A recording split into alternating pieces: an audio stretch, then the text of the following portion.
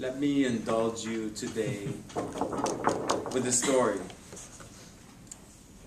It started back in March 2010. Mark had just read a book called Born to Run. Has anyone heard of the book Born to Run? Quick summary about it is about runners in Mexico and how they run. They run very minimal. And it's a positive encouragement towards minimalist running and even barefoot running. Well, Mark embraced the book.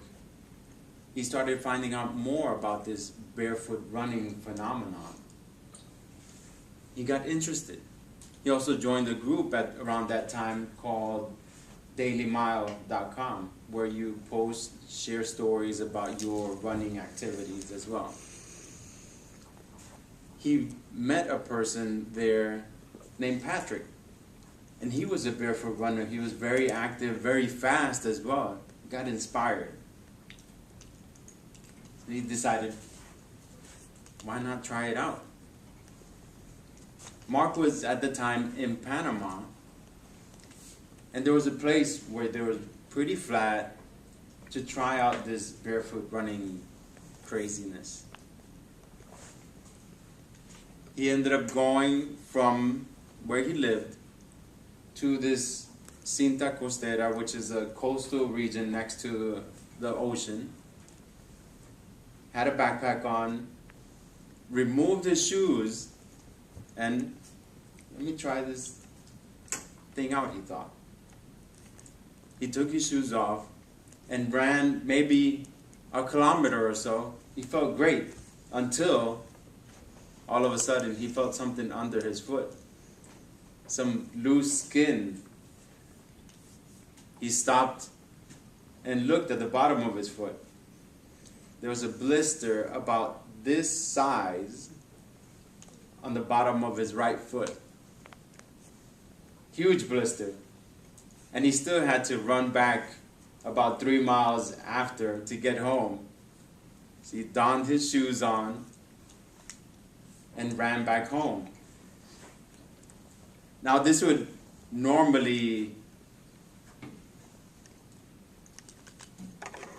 what is the word? Not inspire someone to continue the barefoot craziness. But he decided to rest. He let it go for a bit, recover, remove the blister, and recover. And he continued barefoot running. A few months later, there was an activity from the Atlantic side of Panama to the Pacific side of Panama. It's a very long relay race called the Coast to Coast Relay Race. There were 3 legs of that he participated in, and there were about 8 kilometers, about 5 miles each. And he did 2 of those barefoot and 1 of those in flip-flops. Not the greatest idea at the time, but he decided to do it and accompany his family and friends as well. Now, unfortunately, there's something called plantar fasciitis. Has anyone heard of plantar fasciitis before? Hopefully you won't have to ever experience it, but when you deal with plantar fasciitis, when you wake up in the morning, it is extremely painful on the back of the heel and the Achilles when you get up until you actually warm up and start stretching. Again, you would think that this would discourage Mark from continuing to do this barefoot running craze. But no, he decided to continue.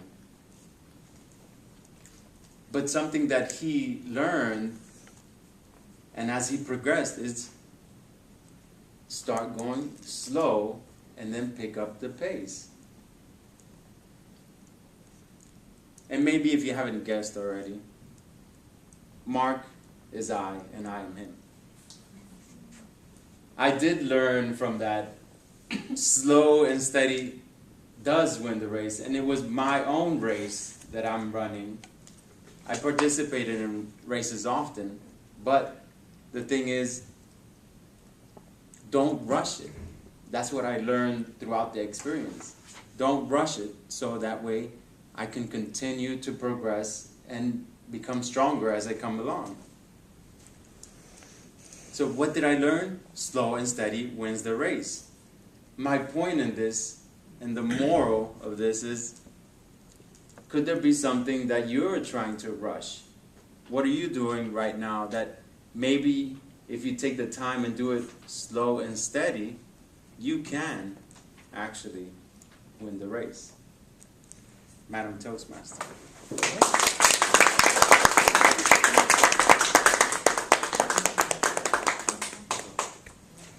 Thank you, Marvin, for also stepping in last minute and giving a speech and just reminding everyone that slow and steady does win the race. I know I always remember that hare, the rabbit, and the tortoise story.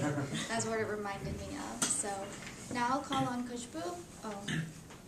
Just give me 1 second. You guys are spot outside. Kushbu has some table topics for us, and like I said, you may be able to indulge in something sweet if you are brave enough to answer some of the questions.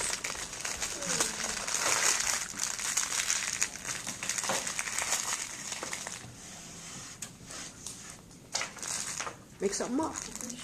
Okay, let's see. I can talk about my ice cream flavor that I got at Baskin-Robbins on Sunday. Yes. Love to hear about that. So typically growing up, I've always been a cookies and cream kind of girl. Every type of ice cream, every type of gelato I always get, it's always cookies and cream. And my parents are like, can you change it up? Can you get a different flavor?